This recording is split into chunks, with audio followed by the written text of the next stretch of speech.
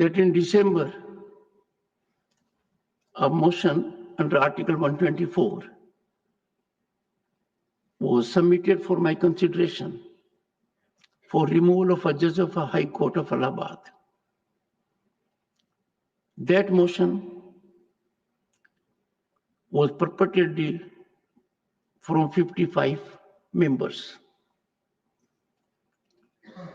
I examined that and found that one particular member had signed at 2 places. The result was that the representation, the motion, indicated there are 55 members seeking removal, but actually it was not 55, it was only 54. So obviously an inquiry was conducted to find out from the member who had signed twice, allegedly. The honorable member declined his second signature. And that made the matter a little more serious, because it was required of me then to get to the bottom of the issue and find out whether the representation was meriting consideration. And the process was initiated for verification of signatures and authentication. That process is under progress. I will get an update and come back to the House. I have already indicated to this august House on an earlier occasion that if the requisite number of members who verify their signatures and the number goes above 50 or more, I would proceed and deal with the issue of a signature that has been twice there and not owned by the member in a different manner. Because if a motion carries 2 signatures of the same member and the honorable member declines that he has not signed at 2 places but he has signed only at 1 place, the matter becomes serious and culpable. This august House has to set very high standards. If we do not live up to the highest expectations of the people, then we'll be putting things under the carpet and not subjecting them to deep investigation. I will discuss with the floor leaders as to what steps this House needs to take with respect of such kinds of transgressions. I must also indicate to this august House that there was an occasion in this House where on seat number 222, a pad of ₹500 notes was found.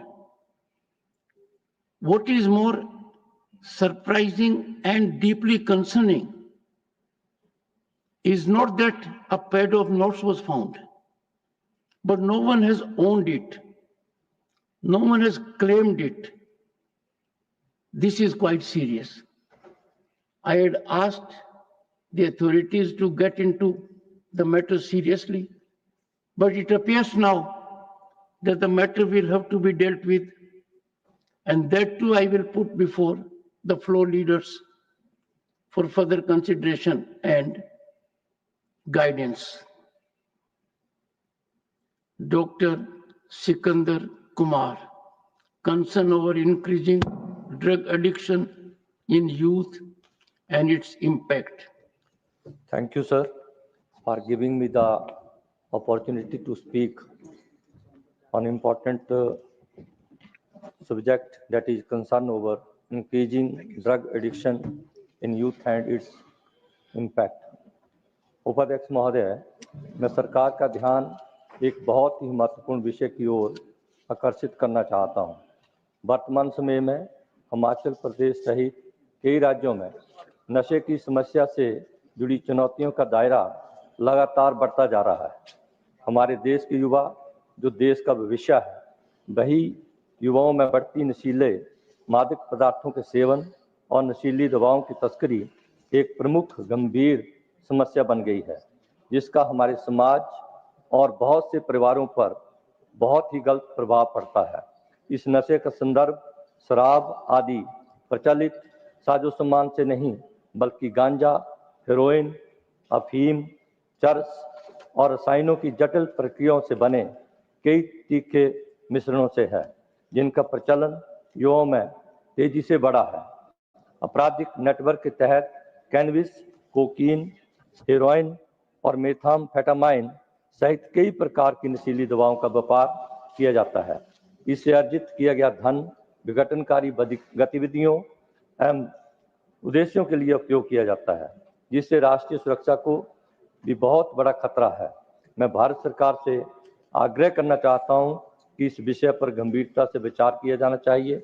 इस समस्या के निदान के लिए सख्त नीति और कड़े कानून के प्रावधान की समीक्षा की जानी चाहिए और शिक्षा के क्षेत्र में भी महत्वपूर्ण पाठ्यक्रम के रूप में मादक पदार्थों की लत, इसके प्रभाव और नशा मुक्ति के अध्याय को शामिल किया जाना चाहिए, जिससे युवाओं को नशे के गंभीर परिणामों के प्रति जागरूक किया जा सके। धन्यवाद।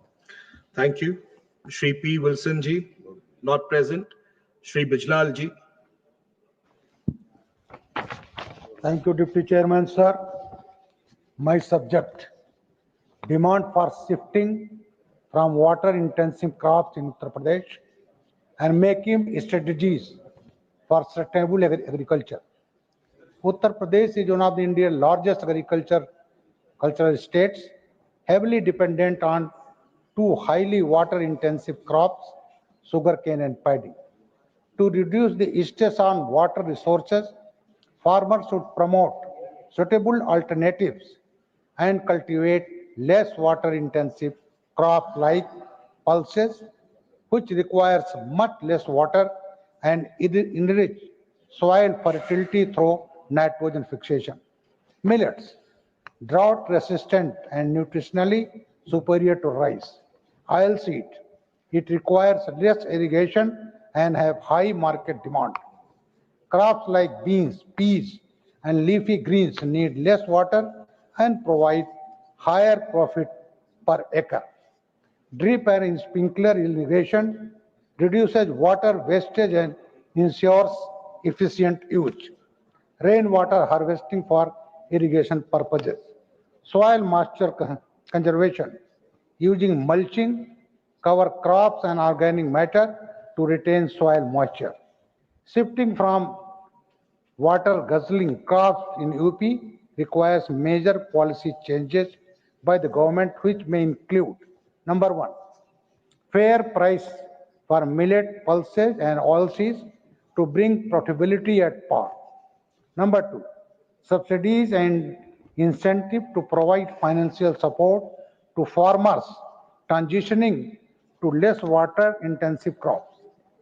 Number three, expanding crop diversification programs like National Food Security Mission to promote alternative crops. Number four, positioning UP as a hub of drought-resistant crop in national and international markets. Number five, phased reduction of sugarcane and rice cultivation. Number six, supporting alternative with agro-based industries, dairy farming, horticulture to support farmers' income. A well-planned transition can help ensure food security, improve farmer income, and protect the state's water resources for future generations. I urge government to look into this matter. Thank you, sir. Thank you. Ms. Swati Maliwal ji. Thank you chairman sir. Sir, Delhi हो या देश का कोई और शहर, बचपन सिमट रहा है। कभी जिन गलियों में एक और ओवर की गुहार लगती थी, आज वहां सन्नाटा पसरा है। मैदानों की जगह मॉल्स ने ले ली है और पार्क अब पार्किंग बन चुके हैं। जहां पहले बच्चे दोस्तों के साथ मिलकर चंद रुपए जोड़कर एक गेंद खरीदते थे, अब वे अंगूठे से स्क्रीन पर वर्चुअल क्रिकेट खेलते हैं। ना धूप लगती है, ना मिट्टी की खुशबू आती है। बचपन अब खिड़की से बाहर नहीं, मोबाइल स्क्रीन में कैद हो चुका है। एम्स की एक रिपोर्ट बताती है कि भारत में 5 से 19 वर्ष के बच्चों में मोटापे की दर पिछले 10 वर्षों में 2 गुना हो चुकी है। WHO के अनुसार हर 5 में से एक बच्चा मानसिक तनाव या डिप्रेशन से जूझ रहा है। इसका सीधा संबंध बढ़ते स्क्रीन टाइम और घटती फिजिकल एक्टिविटी से है। कभी शाम की भागदौड़, मां की वो डांट, बालों में पसीना और पैरों में धूल, ये ही बच्चों का असली शारीरिक और मानसिक स्वास्थ्य होता था, पर अब ऐसा नहीं है। मैं सरकार से अपील करती हूं कि हर वार्ड और कॉलोनी में बच्चों के लिए खुला, सुरक्षित और मुफ्त खेल का मैदान सुनिश्चित किया जाए। यह सिर्फ इंफ्रास्ट्रक्चर नहीं, देश के भविष्य में निवेश है और हमारे बच्चों का हक है। Thank you. Shri Satnam Singh Sandhu ji. Thank you so much sir. मैं अपना स्पेशल मेंशन पंजाबी में पढ़ना चाहता हूँ। आदरणीय उप सभापति जी, मैं सदन राਹੀਂ ਜਿਹੜੀ ਮੰਗ ਕਰ ਰਿਹਾ ਹਾਂ ਉਹ ਨਾ ਸਿਰਫ ਪੰਜਾਬੀਆਂ ਦੀਆਂ ਜਨਤਕ ਭਾਵਨਾਵਾਂ ਨਾਲ ਜੁੜੀ ਹੈ, ਬਲਕਿ ਦੇਸ਼ ਦੀ ਇਤਿਹਾਸਕ ਚੇਤਨਾ ਅਤੇ ਰਾਸ਼ਟਰੀ ਸ਼ੁਕਰਾਨੇ ਦੀ ਪ੍ਰਤੀਕ ਹੈ।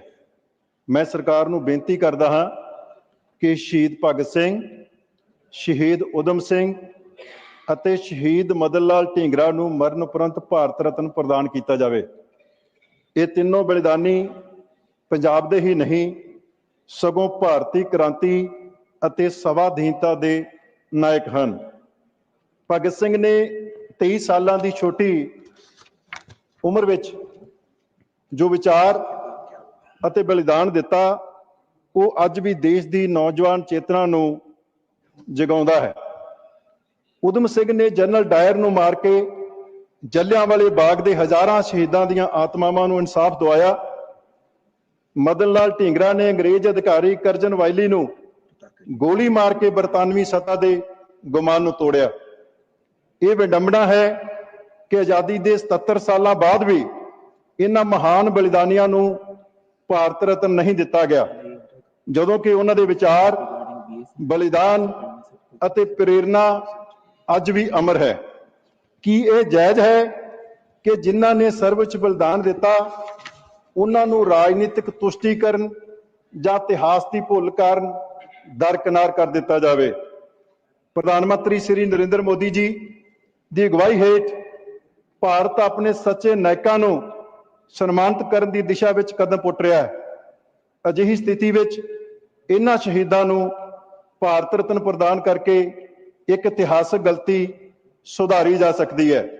ਮੈਂ ਸਦਨ ਤੋਂ ਮੰਗ ਕਰਦਾ ਹਾਂ ਕਿ ਇਹਨਾਂ ਤਿੰਨਾਂ ਅਮਰ ਬਲੀਦਾਨੀਆਂ ਨੂੰ ਭਾਰਤ ਰਤਨ ਪ੍ਰਦਾਨ ਕਰਕੇ ਰਾਸ਼ਟਰੀ ਚੇਤਨਾ ਨੂੰ ਨਵੀਂ ਬੁਲੰਦੀ ਦਿੱਤੀ ਜਾਵੇ।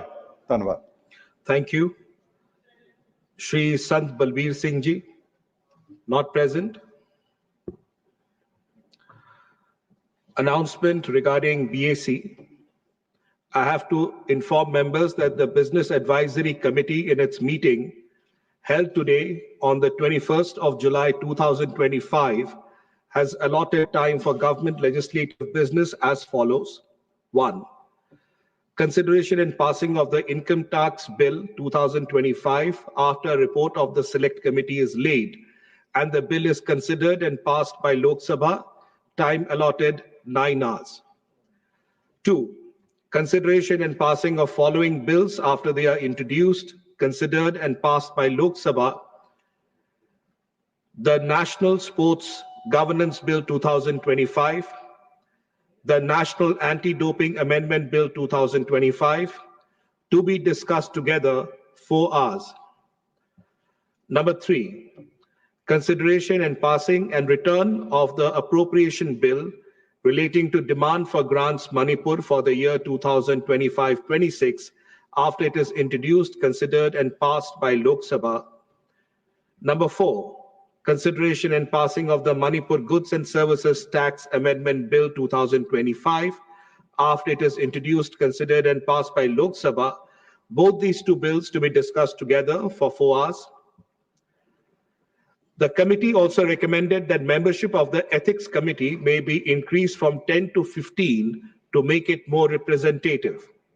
Further, the committee recommended that the issue of disqualification of a member as provided under 10th schedule to the Constitution and rules made thereunder on a disqualification petition filed by a non-member may be referred to the Ministry of Parliamentary Affairs for obtaining the advice of the Ministry of Law and Justice. Message from Lok Sabha, Secretary General.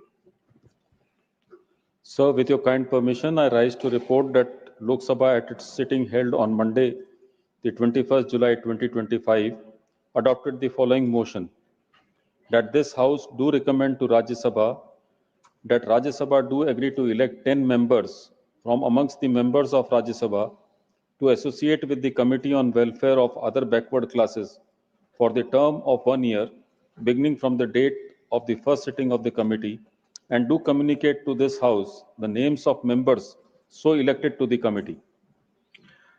The House stands adjourned to meet at 11 a.m. on Tuesday, the 22nd July 2025.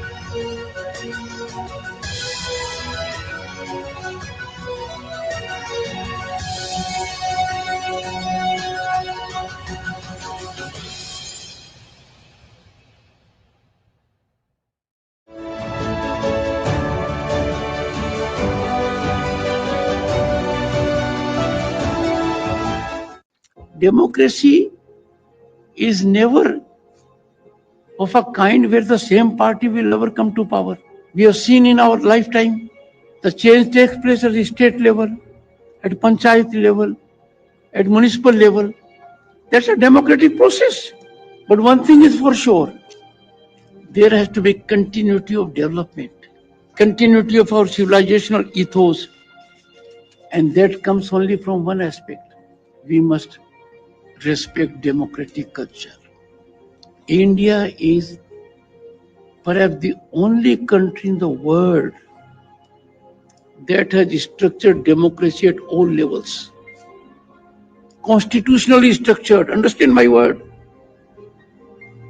Before 30 years, we had constitutional democracy only in the state legislature and parliament. But now we have constitutional democracy at the village level, at Panchayat Samiti level, at district level, by State Election Commission, which is as powerful and a constitutional body like Central Election Commission.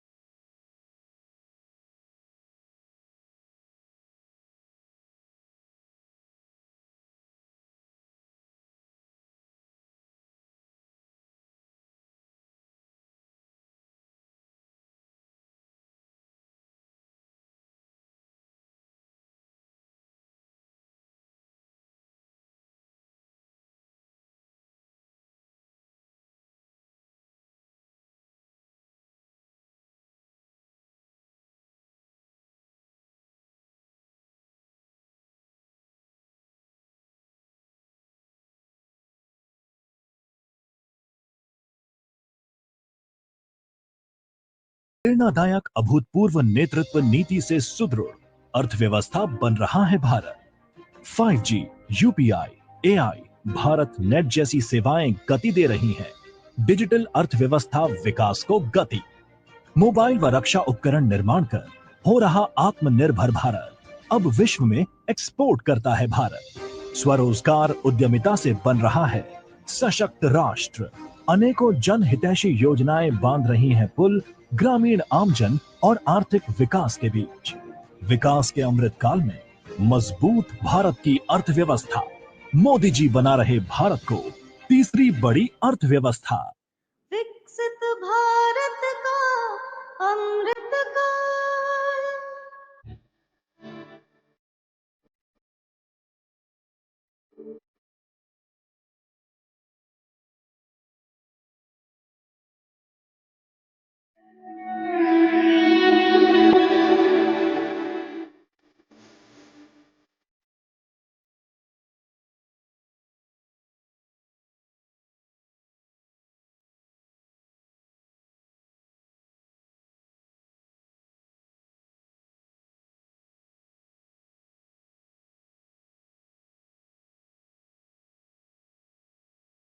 सावन का महीना शिव भक्तों की आस्था का पर्व और हरिद्वार जहां गंगा मैया की गोद में उमड़ता है श्रद्धा का सैलाब।